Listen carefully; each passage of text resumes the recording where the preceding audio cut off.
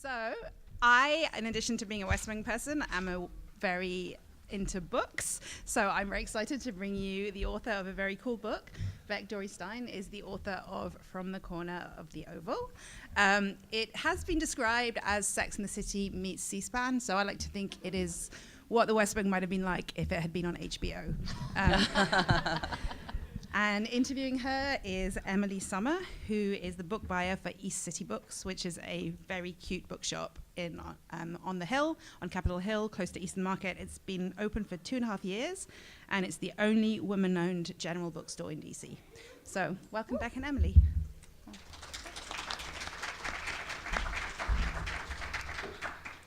Good morning.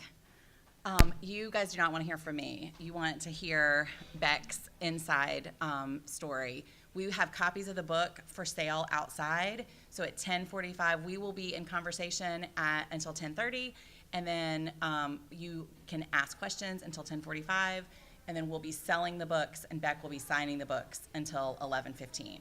So after you hear all of her inside tidbits, you'll want to get the book to read more for yourself. But I think one of the things, I read this book before it came out, and I was so taken with it, and I have had such fun selling it.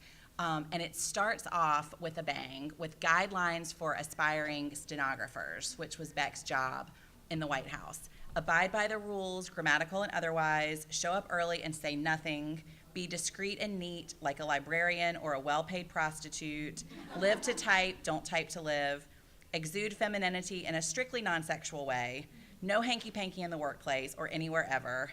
Above all, keep the secrets to yourself. And then the next page is simply, I should not be a stenographer. So I would love, Beck, for you to tell everybody how you ended up in the job. Sounds good. First of all, hi, good morning. Thank you for showing up. I know it's 10, but it's 10 on a Saturday, and I hope you had some fun last night. Like a lot of fun, but not too much fun that you missed the big night tonight. So I'm Beck, and in 2012, I definitely was not planning on being a stenographer. I thought stenographers were in a courtroom, typing in real time, knowing shorthand, which they are, and wearing glasses, which I don't. So it wasn't a good fit. But no, I moved to Washington, D.C. to teach temporarily at Sidwell Friends, where the Obama girls attended at the time, and was going to be here for 3 months. And then I ended up staying because my boyfriend was here, and I wanted to stick it out with him. And in September, I found myself not really employed, but having a very high rent every month, as you know, in Washington, D.C. So then I went from 0 jobs to 5 jobs. I was tutoring. I was teaching part-time at Sidwell Friends. I was going to kids' houses to tutor them. And I was working at Kramer Books, and I was folding Lululemon tank tops 20 hours a week. And I was not a good folder for all of those hours. I really just never got it down. And so then enough times had, like, where someone, a girl 5 years younger than I, would come in and buy a whole stack of Lululemon. I was like, man, I got to get a job where I can do that kind of thing.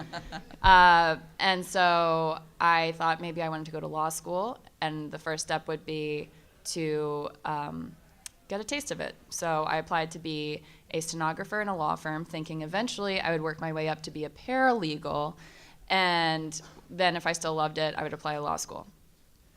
I applied to a job on Craigslist to be a stenographer. It turned out to not be quite what it seemed. And so I was at my Lululemon job and blew off the interview because it was on Craigslist. It was probably just like some kidnapping scheme anyway. I didn't really want to be a part of it.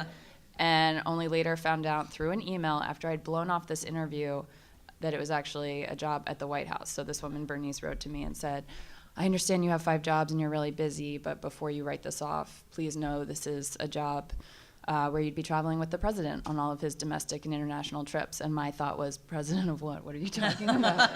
And I just sort of went home and I showed my roommate. And I was like, this is such an elaborate scheme to make me feel worse about myself than I already do. Like, how did they target the girl who has all these, like, you know, menial jobs? And she was like, this is Washington, D.C. You never know. Stranger things have happened.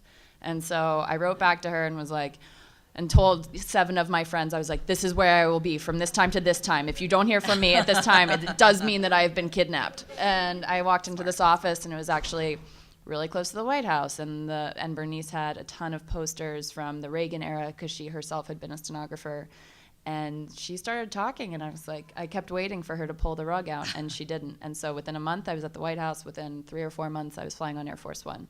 And so I ended up doing that for 5 years. And part of why I wrote those guidelines to be an aspiring stenographer is because I quickly learned I was not a good fit for the job. It's a self-selecting group. I fell into it normally through this contracting company that was advertising through Craigslist.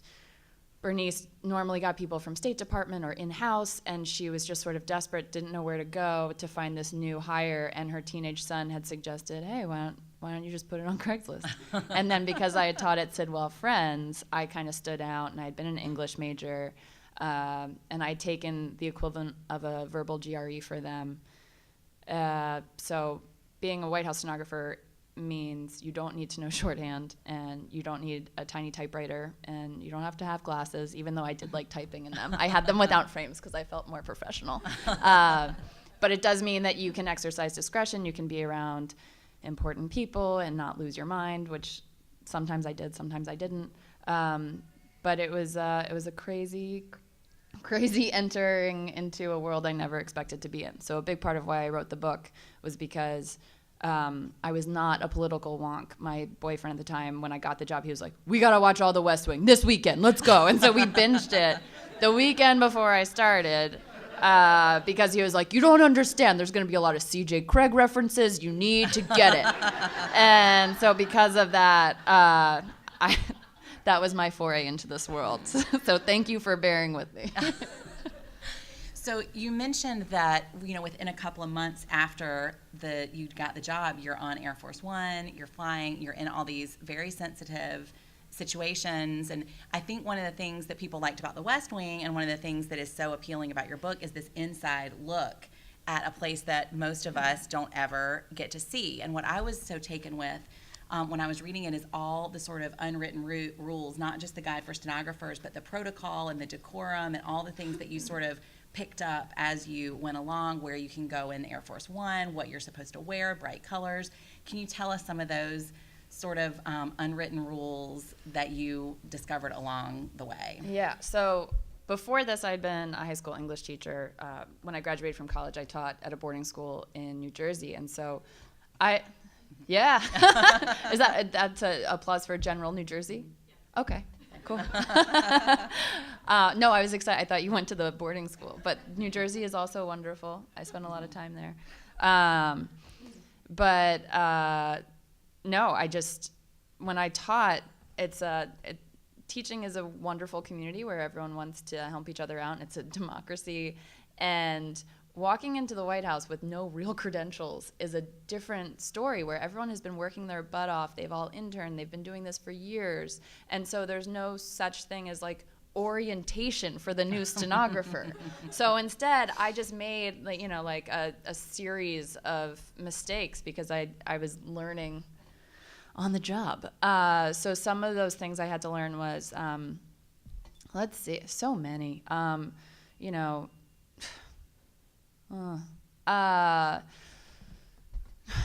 Don't wear bright colors if you're really low staff was a kind of important one. I understood to keep my mouth shut, but I think I was so unused to having to keep my mouth shut, having been a teacher, that I started using my wardrobe to kind of speak out and be like, I'm here, I'm present, I'm a person. And so that definitely rubbed some people the wrong way. Other people loved it, and they were like, oh, there's Beck wearing her bright pink shoes. What a weirdo. Another one is just figuring out how to navigate those hallways, and packing was a real issue for me, which it continues to be. I think that's more just my own problem. But my first overnight trip, it was just 24 hours, and I was so scared, because what do you wear on Air Force One? Like, you want to look professional all the time, but also you have to sleep a little bit. And what if there's a flood? And what if there's like a mudslide? So I just ended up packing all of my stuff, even though I didn't like any of it. And then I had this huge duffel bag, and everyone else just had these very sleek black suitcases. And I was like, cool, this is going to be great. But yeah, I mean, the book, half of it, I hope, is a glimpse into the White House, and half of it is a glimpse into just how many mistakes you can make in your 20s. Well, as I told you earlier, when I sell the book, I sell it to people who really liked Jennifer Close's The Hopefuls, which is another book about young professionals in Washington, and this, I feel like, is the true life version of that, and you get to see sort of your personal struggles that anybody would be going through at the same point in life while doing it in a more glamorous setting. Yeah. Glamorous and not so glamorous. Well, it is. I mean, that was one of the things that I was most taken with, too, is the travels. I mean, you got to go to so many different places. And the trip to Burma stick out for me, and you're watching the president as he goes to all these places. Sometimes you're in Ohio, wherever. What were the trips that were the most striking? So I went to 45 different countries with President Obama, and I have to specify that because I actually went to over 60 countries with him, but we went to Burma twice, that kind of thing, which is just sort of a crazy thing to say now. It was crazy at the time, and now it's crazier to be like, yeah, I think I've been to China 4 times. Never seen the Great Wall. Got very close every time, but always ended up just typing in a windowless room, which is why, I mean, it's like glamorous, but not that glamorous. So the trips that stand out are often the historic trips. So I got to accompany the president to the historic trip to Cuba, and that was unbelievably cool for fairly obvious reasons. It was a breaking with tradition. It was sort of understanding if we're not doing something right, if it's not working, why don't we try something else? Let's be flexible. I also loved our trip to Midway Island, which actually I love talking about because that's not in the book, because nothing went wrong. But it was this beautiful day trip where Midway Island is halfway between Hawaii and Japan. So it was a really important, there was a battle there in World War II. It's also beautiful. It's a research island now. You can't go there as a tourist. So it was extremely magical to fly in, just a handful of staff. We flew to Hawaii, and then even fewer of us got to go on the plane. And because I'm stenographer, even though it's a low-level job, I'm there whenever a member of the press is present. So because he had an interview on Midway Island, I got to go. And so you fly in, it's just these unbelievably blue waters. And President Obama himself was so happy. So it's also memorable just because I'm like, that guy is having a great day today. Look at him. He's earned this one. And we went because he had just made hundreds, if not thousands of miles protected. He had turned it into a national monument, which Trump has since repealed. But it was a great day then. We saw a bunch of big sea turtles. He went snorkeling in the afternoon. And so it was sort of this moment of straddling, he's doing the right thing historically and being on the right side of history by protecting these waters. And also it's personally just like, I'm in this amazing place. I'm getting to share it with some of the people I love the most from this world. And also I remember being next to my friend Tess, and we were walking along the water while the president was snorkeling, which, trust me, was the one time he went snorkeling, except in Hawaii. She just turned to me, she's like, let's just remember this moment tomorrow when we're crying in China, which is exactly what happened. Because the next day we looked at each other and we were just like fighting back tears because we had been locked in a room. Which just sort of captured, it's like highs and lows. It's really great if you want to become manic. Well, you mentioned your friend Tess, and one of the things I think that makes the book so personal is the friendships that you make in the White House. And I know you mentioned outside that your friend Hope Hall, who is included in the West Wingers book. Yes, Hope Hall has an essay called Go Toward the Good, which is also in my book, from Hope Hall, quoted because she was a big mentor. I mean, and I have been thinking the book is so clear in its admiration for the people who are working behind the scenes and the people that you don't think of. There's Jay Carney, and there's David Plouffe, and there are the people that we all know, but then there are also the stenographers and everybody else. And specifically, there was a very strong group of women in the White House that you were very close to and that were making such a difference. This week, it has been certainly a week to think about like how women are treated in the country and in different administrations. What have you been feeling lately in terms of the experience that how women are treated by different administrations and in the country at different times? I don't know if I can add any sort of grand insight that we haven't all been feeling as much as just like compassion and empathy and frustration and fury. Also, it's kind of funny because Kavanaugh was the staff secretary in the Bush administration, which is what Tess was. And I was like, wow, they could not be more different. Look at this. I only wish that Tess had been passing along the daily briefing book to the president. No, I mean, I'm still processing it. It's still raw for me. I think it's still raw for all of us. It's been a crazy, it brings it all back where Jeff Flake was actually on our trip to Cuba. And so yesterday when I was like, come on, you're better than this, Jeff Flake. I helped you put your luggage away. You didn't know where you were supposed to put it. And that was a woman doing that. It's funny because I think it just brings home the fact that like the personal is so political and the political is so personal. And a big part of why I wrote this book was because when I started off living in Washington, D.C., a big part why I didn't like it is because I self-described myself as not political. And one of the themes of coming of age is kind of opening your eyes to you can't help but be political. It's inevitable, and you kind of have to dive into it. If it's important to be engaged. There are consequences to not being engaged.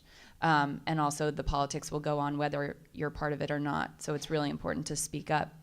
So those are some of the feelings where it's just, I'm right there with you. I don't have any grand insight. I'm just kind of furious with everyone. The last 2 days I have done nothing I was supposed to do except watch.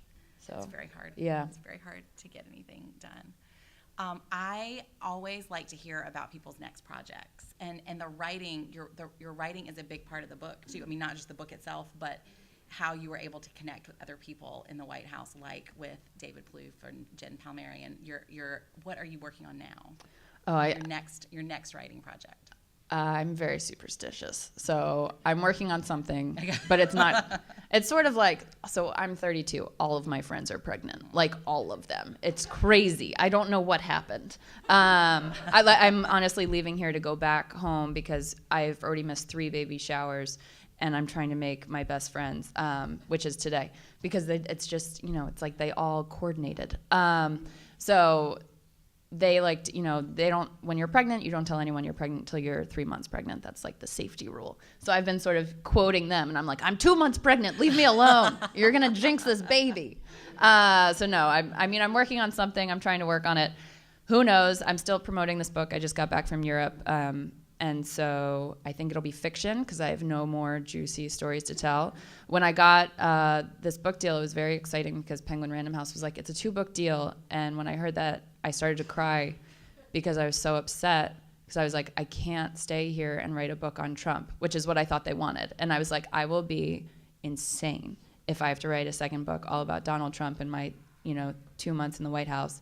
And they were like, no, you can write whatever you want. And I was like, great, cat haikus, done. Yeah. That's what people need right now. Yeah, exactly. No, so I think it'll be a novel, but I'm working on it. Right now I'm just reading a lot because that's more fun. Well, you brought up your 2 months as a stenographer in the Trump White House. And, the job of a stenographer is to record accurately what has happened. And I've read enough of your writing about that time to know that was not necessarily what the Trump administration, they were not looking, it seems, for stenographers' accuracy, and in fact did not give you as much access as would have been expected. Is that right? Yeah. So I think we know it's been well documented that there's a transition period from the time of election day to inauguration day, and normally, regardless of politics, teams from either administration, outgoing or incoming, coordinate during this transition just to figure out where the light switches are and who sits where and how this works, just the logistics of moving into a brand new building, let alone then running the country.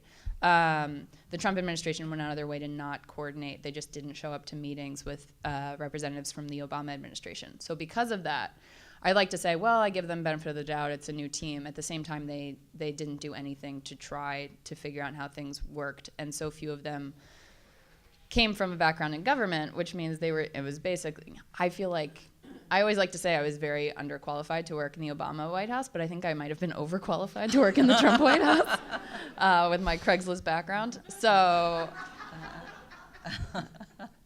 This is why they won't let me talk in schools. They're like, you're not impartial. But no, so what was frustrating during the 2 months with the Trump administration is they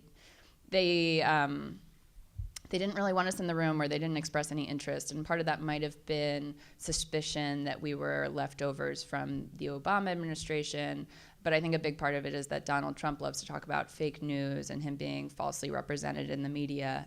And if there was a transcript, which is really just a record of exactly what was said, it would be easy to prove exactly what was said, which would, I think, hinder his campaign of false and fake and lies that he loves to go for. So that's why I don't know if it's gotten better, but I think what's interesting is I actually wrote a New York Times op-ed about it because he met with Theresa May, this is a few months ago, and he was quoted in The Sun about saying disparaging remarks about Theresa May, and he was like, I didn't say that. And it's like, well, there should have been a stenographer in the room, and if there was, you could just hold up the transcript and say, see? And that happened in the Obama administration, which was always a great day for the stenographer's office. When President Obama would be like, check out the transcript, and be like, yeah, he said it! Yeah. But I would love to hear President Trump say, check out the transcript. I'm just not going to hold my breath, because the transcript reflects the truth, and he doesn't really want the truth out there.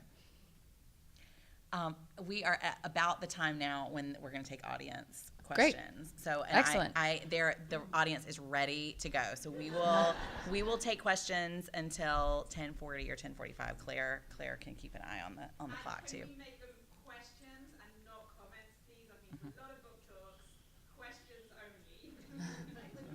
Yes, sir. Yeah, could you explain more what is the role of the stenographer? Yes. How this is done, where you're present and when you're not present. Sure. I'm not clear on that. Thank you. And I'm sorry I didn't make that clear earlier. A stenographer in the White House is... Wait. You have to repeat the question. I'm going to stand up here like some awkward person and repeat the questions. So the question is, what exactly do you do as a stenographer? A White House stenographer records and transcribes anything the president says in front of a member of the press for the official record. We are there at the kind of in service of the president. So if they want to have an off-the-record conversation, of course they can do that. But we're basically a line of defense so that the president isn't misquoted or senior administration officials aren't misquoted, which means that even if they do a roundtable with reporters right before announcing a big event or decision, we still record that just so that they know exactly what was said in case anything leaks out into the press. They can say, no, it was said in this context, or actually that's not what was said. We have it. So we're there as a first line of defense, and we record anything that the administration asks us to record, but anything that we record, we then transcribe and send to the press office as well as the presidential archive. Literally recording it and then Yes, so different things. So like every day we do the daily press briefing with the press secretary in the briefing room. And we do that in our office. We have one person there to catch questions. We call it wild sound. And then the rest of us are in the room typing in real time because we have a closed circuit television that records it as well.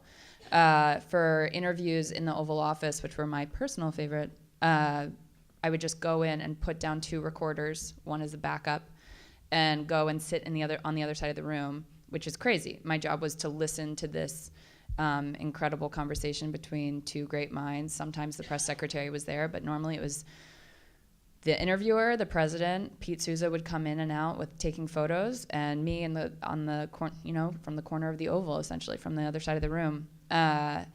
Which was great, except for, halfway through the interview, I'd always have this heart attack of like, oh my God, I forgot to start the recorders. But then after that, it was just an incredible thing to get to witness. And then anything on the plane. So also press gaggles on the plane, interviews on the plane. When we went on the road, when he had joint statements with other leaders, we were recording those and transcribing those as well.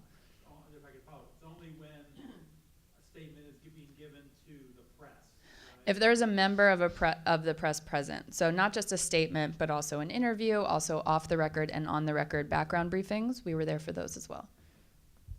Yes? Can you talk at all about whether you think some of the characters on the West Wing show are sort of accurate or reflect what you saw in the Sure. So the question is, can Beck, in this room of West Wing nerds, critique the West Wing characters as to whether they are an accurate reflection of what goes on in the White House? I think so. I mean, there's not nearly as many hallways. I think this is often said. Like, there just aren't. I don't know where they're always walking, because you would really just be walking in a loop and people would be like, that's crazy. Like, what are they doing? Or also, like, why'd you just walk to the East Wing? Like, that's the only place you can go.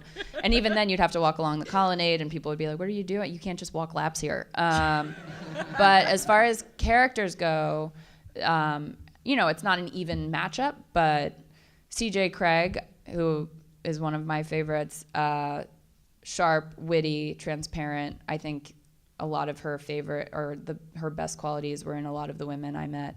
Jen Palmieri was a senior staff member who I just felt like was quick to like cut to the bone about what was truly going on, but also just like kind and generous and easy to talk to. Let's see. I mean, also I kind of love like Josh is kind of arrogant, which is definitely true of anyone who like is like, yeah, I can work in the White House, but also so smart and also like has a good heart. Toby, just like so many curmudgeons. Like everyone's a curmudgeon at a certain point when you're just like, oh man, I'm so tired and I've been hangry for like 7 days now.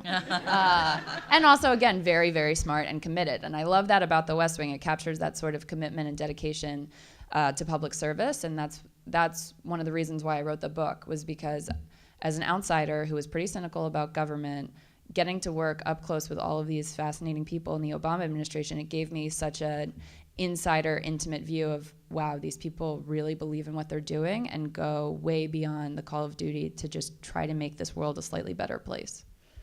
Any other characters that I should talk about? There's no stenographer, right? Yeah, there is. There's one episode, and she's the bad person. Oh! Yeah.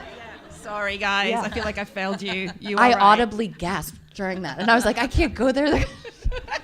It sort of reminds me in the beginning of the Trump administration. Remember, like the whole leaker problem, and Trump. There was like one more witch hunt situation where there was a leaker, and my mom called me on my office phone and goes, "Are you the leaker?"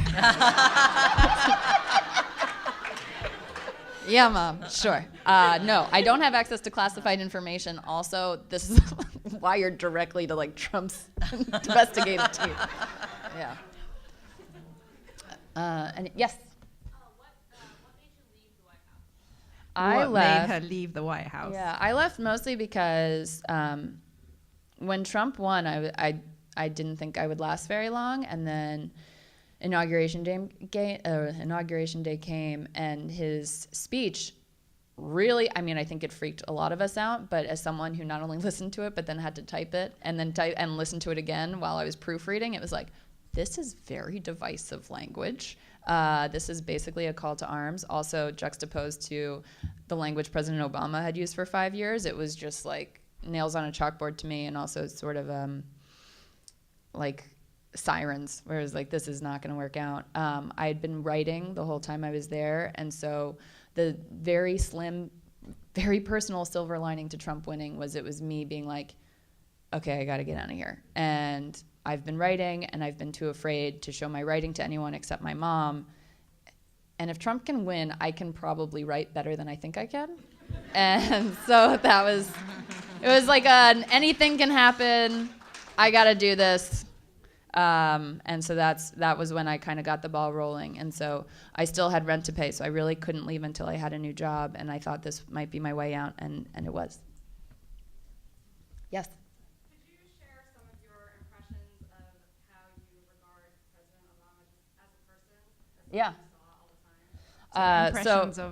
Impressions of President Obama as a person. So that's like a frequent question I get is like, well, what's he really like? And I had the same fear on my first day where I was like, okay, I think he's cool, but what if he's not? Like a lot of people are not cool up close. And I spent a lot of time like being on the outskirts of interactions with celebrities, and I was like, oh, that's devastating. They are just not who they appear to be. President Obama is exactly who he appears to be. Except slightly cooler. No, that's not true. Slightly nerdier, more of a dad, and much funnier. And so I remember Michelle Obama in 2016 during the campaign, she said, the presidency doesn't change who you are, it reveals who you are. And I think that's certainly true of both men. And President Obama, just like up close, you know, it's like every day that we were in Washington, he was going home to have dinner at 6:30. And if he was doing an off-the-record background briefing with press and it was going over because it was something really pressing, his secretary would come in and he would get a note and he was like, guys, it's 6:20, I gotta wrap this up. He's very committed to his girls, to his wife. He's just like a total family man. His relationship with Mrs. Obama is, you know, just like all of the relationship goals in one. They just like are constantly like teasing each other in a way that it keeps it fun and flirty. But he's just a good guy. He would always go out of his way to not just acknowledge whoever he was meeting, but also just to kind of give a shout out to the people on the periphery. Which one of my favorite stories is just he was in the elevator at the end of a long day. We were somewhere, I think maybe Ohio, 'cause we're always in Ohio. It's like the default. And there's an advance team everywhere that he goes, and they're there to prepare every step that he takes. And so this one girl was new to the advance team, and she was the hotel coordinator. And so they were like, okay, when he gets on at the end of the night, he'll be with his doctor, the nurse, body man, and all you have to do is push the button. And he's going to be exhausted, so don't look at him, don't talk to him, just push the button. So he gets on, and he's like, evening. And she's just like, hello, sir, pushes the button, door's closed. And he's a writer. He's like very aware of dynamics. So this kind of perks his interest because also everyone stares at him like he's living history, which in a way he was. So he's like, just staring at the button. So he's like, how's your night going? And she's like, fine, sir. Just like won't make eye contact with him. And so he's like, oh, cool. Like, you having a fun time? She's like, yes, sir. And he just loses it. He's like, what's going on? And she turns and she's like, they said just to look at the buttons. And he just like cracks up, like open mouth, guffawing. And it's just like, no way. Like, this world is too big. Like, you're too important. You're part of the team. Never just look at the buttons. And that's who he is. He is very much a mentor. He still has his community organizer roots. He wants to make everyone feel a part of the team. Yes? Do you have any conversations that you transcribe that particularly stand out to you? Conversations that stand out that she transcribed. So I think because I had always wanted to write, I loved it whenever he talked about writing, and he really is a writer. And conversations that he transcribed, I just loved whenever he talked about storytelling and the power of storytelling. So oftentimes, this is where I became like a high schooler, where I would type the transcript and then I'd like blow it up and then I'd cut it out and then I'd put it above my desk about the importance of storytelling. But that just really, I mean, as someone who wanted to write, I loved that our president was someone who was constantly reading and constantly talking about how one of the best ways to connect with people was through story. It made my dream seem credible. Yes? Time for one more? Okay, so I want to hear a little bit more of the details of what it's like to do this job. Particularly, it seems like it would be very stressful if you say, oh my God, I forgot to, what would happen if you did, first of all? Yeah. If you somehow flubbed the whole thing. Yeah. And didn't get recorded. I also was kind of wondering about the mechanics of transcribing. How long do you have? I mean, most of us probably have some experience in our background of using a dictaphone and going back and trying to get it exactly as it was. What is that like, and how many times did you have to listen to the same thing and that sort of stuff? I'll take the second one for. Sorry. Mechanics of transcribing and what would happen if something went wrong. Okay, so mechanics of transcribing. My lovely boss Peggy, who'd been there since Reagan, the one time she ever did something truly evil to me was before I actually started. She gave me 20 minutes of Joe Biden to transcribe, and I was like, it took me like 2 hours, and I don't even think I did a very good job. And then she was like, just kidding, here's Express Scribe. And so there's there's a online program, I think it might be free, it's called Express Scribe, and then that hooks up to a foot pedal, and so that makes all the difference in the world should you be in a position where you need to transcribe stuff. It's Express Scribe. My friend did an oral history, and I was like, dude, Express Scribe. And he refused to do it for like a year, and then he did it, and he was like, oh, I could have done this in a month if I had listened to you. The foot pedal allows you to move forward and backward and manipulate the sound in a way that just totally streamlines the whole process. So that being said, if we were usually given twice as long to produce the transcript as the actual event, and then that, of course, depends on who's speaking. So President Obama, my man, slow talker. Stenographer's best friend. Ben Rhodes, who often did the press briefings, we had some serious chats. He improved. I would give him grades. Who else? Joe Biden took forever, but he had his own stenographer, so I was like, good luck.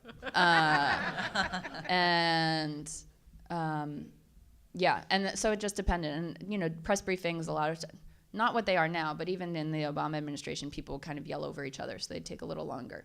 But that's that. And the first question was, day-to-day, being a stenographer was stressful, but also super strange and sometimes extremely tedious. And there were days, people are like, oh, you party so much in your book. And I'm like, I think I wrote like 4 party scenes, and those were the 4 party scenes. It just would have made for a very sad, boring book if I had written about, and then I went to my job and I typed for 8 hours. And at the end of it, I had to put eye drops in my eyes because they were so tired. And then I went home and watched 3 hours of television, and then I went to sleep. So yes, there were days where I was just like in my office typing, and sometimes I would just type transcripts that went to the presidential archive that no one was relying on for news, and that was a real existential crisis. So there were those days, and then there were also very stressful days where I was on the road traveling, and the one time I ever messed up, there were 2 times I messed up. There were 3 times I messed up. The first time was, they were always on the plane. Yeah, thank you. I actually, the first time was there was a lot of turbulence, and I was holding my microphone to Jay Carney, the press secretary at the time, and I accidentally socked him in the mouth.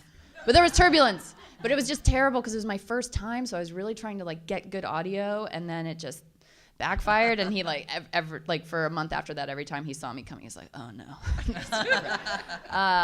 Second time I messed up, this was the only time that really was a bad call on my part, was President Obama. The plane is very loud, which is why I had to hold a microphone up to Jay Carney's face or anyone who was speaking, because the engine is very loud. It's a comfortable plane, but it's loud. And the first time I was supposed to cover an interview with President Obama on the plane, I just sort of freaked out and was like, I don't want to put a microphone in his face. I just can't do it. So I just put recorders down. And that was the one time Peggy was ever very mad at me, because they were able to transcribe it, but it took, to get back to your question, it took 4 hours when it should have taken 20 minutes because they had to do all of these manipulations of outside noises through Express Scribe. It was a disaster. And she was like, he knows it, you know it. And that's also a big difference. President Trump didn't like to be recorded, in part because he doesn't like microphones anywhere near him, including the boom mics. And I think that's just because he's worried about his hair coming off. But with President Obama, he really understands the idea that everyone's there for a reason, everyone's serving a role, and he sort of trusts the process. And so he never balked at the idea of me having a microphone. He knew that was part of the process. But that first time, I just freaked out. And then I learned my lesson. And then the third time, I don't know if it was really my fault, but we were flying back from Cambodia, and everyone was done. It was like a 10-day Asia swing. Everyone was exhausted. And I took an Ambien and then a glass of wine. I was done. And then apparently there was rocket fire from Palestine into Israel. So then that meant Ben Rhodes went back to tell the press about it. I didn't know. And he didn't tell me because it was just supposed to be a statement, or not a statement, an off the record thing. So he was like, I didn't need you. It was just going to be me telling them. And he went back and ended up talking to them for quite a while, and I wasn't there. So actually, it's Ben Rhodes' fault. So anyway, I wake up to Jeff Mason, a Reuters reporter, like shaking me awake when we landed in Germany, and he was like, hey, I'm really sorry, but we kind of gaggled without you, but can you type up the transcript? And I was basically like a bear being woken up out of hibernation halfway through. And I was like, what do you mean you gaggled without me? And I just became this like insane person. And just like, I felt so betrayed. I started yelling at Ben Rhodes, who was like my boss's boss's boss's boss. And I was like, I can't believe you would do this to me. And it was, so then I'm yelling at Ben Rhodes, and everyone is like waking up in the staff cabin being like, what is going on? And then Jay Carney stumbles down in like his flannel pajamas, and he was like, what, Beck, why are you so angry? And I was like, he gaggled without me. He knows the rules. And I loved, and then Jay Carney said, or maybe Ben said to Jay, they were like, Beck thinks that we're assholes. And I was like, I don't think you're assholes. I just think you're arrogant. And then I stomped down and started to type this transcript. But like between like my drug-addled mind and the fact that it was really bad audio, it was from a New York Times reporter's iPhone. So I'm trying to listen to it not through my equipment. I'm trying to type it, and Ben Rhodes is over my shoulder being like, Beck, I don't think I would have said that this was divisive and problematic. I think I was trying to say diplomatic. And I was like, all right, well, why don't you just proofread this thing? So then I made my boss's boss's boss's boss proofread it. And it was fine. And then the next morning I woke up sobbing. I was like, I'm getting fired. And instead, it's just, from then on, I was included in every gaggle. So it worked. It worked. It worked. So really, I just messed up twice. Well, I think that's all the time we have. If you guys want to buy books. Wait, can I just say one nice thing? Because I don't want to end on messing up or Trump. I'd rather. I would like to say 2 big lessons I learned from working in the Obama White House. One is to look up. I think it's really easy. We're all very busy people, and there's a lot of reasons to be extremely stressed. And sometimes it's just really helpful to be like, okay, where am I right now? This is really cool. I need to just be present in this moment. And I learned that from the first time we flew into Burma. We had a very packed schedule. We were only staying there for the day. We weren't even sleeping there. And as we flew in, President Obama looked out the window. So technically he looked down, but it's this idea of looking up. And he saw this pagoda and was like, what is that? We need to go to that. And so it was only like a 5-minute drive from one of the palaces that we were going to anyway for a bilateral meeting. And because President Obama took the time to look out the window and not be so caught up in like his personal role, but sort of the bigger world around him, we went to that pagoda, which, is what stands out in my mind. And so much a part of being on this planet is finding the humanity and the culture and the heart around us. So that was a big one. And the other one is just to be really kind to each other, which, you guys all love the West Wing, so you already know that. I feel like the West Wing breeds kindness. But President Obama was extremely kind to everyone. And he wasn't impatient. He's, notoriously patient. But this idea that if he can say hi to people and he can find the time to just be like, how are you doing today? I think we all can, and it makes a big difference. Which I always remind myself of when someone's like road raging, and I'm like, all right, well, President Obama would be like, that's cool. Cool. So yeah, look up and be kind. And thank you for coming.